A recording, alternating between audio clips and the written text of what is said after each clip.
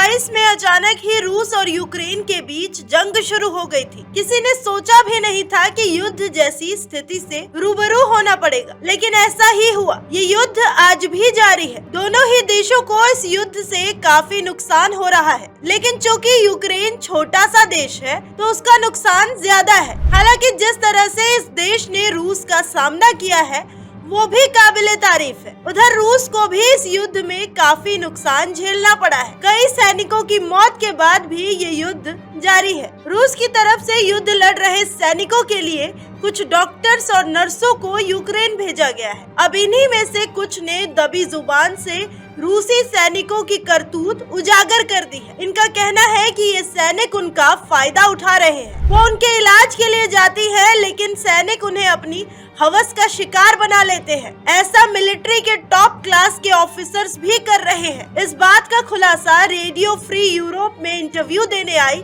एक रूसी ऑफिसर ने ही कर डाला है। युद्ध के दौरान डॉक्टर्स और नर्सेस के साथ हो रहे इस जुल्म का खुलासा एक रूसी अधिकारी ने ही कर दिया है। हालांकि उसने अपनी पहचान छिपा कर रखी है।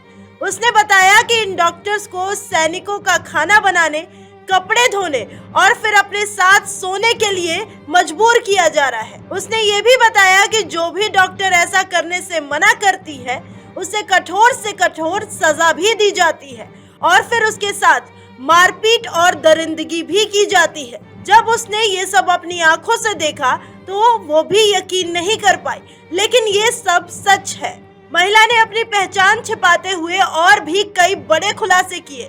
आज रूसी आर्मी के उच्च स्तर पर पहुंची इस अधिकारी ने बताया कि एक समय में उसे भी गंदे काम के लिए मजबूर किया गया था, लेकिन जब उसने इस बात से इनकार कर दिया तो उसे कई महीनों तक टॉर्चर किया गया, मारा पीटा गया।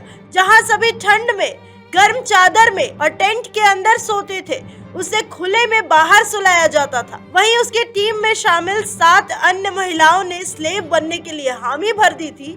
ऐसे में उन्हें सारी सुख सुविधाएं दी जा रही थी। ये खबर चौंकाने वाली है, क्योंकि जिन सैनिकों को देश का रक्षक कहा जाता है वही रूसी सैनिक भक्षक बने हुए हैं और महिला डॉक्टर्स के साथ दरिंदगी कर रहे हैं। वहीं यूक्रेन के राष्ट्रपति जेलेंस्की ने कहा कि युद्ध के बाद से पुतिन काफी अलग थलग पड़ गए हैं। कोई भी उनका साथ नहीं दे रहा है। पुतिन ने पिछले साल युद्ध में अपना सब कुछ गंवा दिया है और उस युद्ध में पुतिन को बहुत ही भारी नुकसान होता दिखाई पड़ रहा है।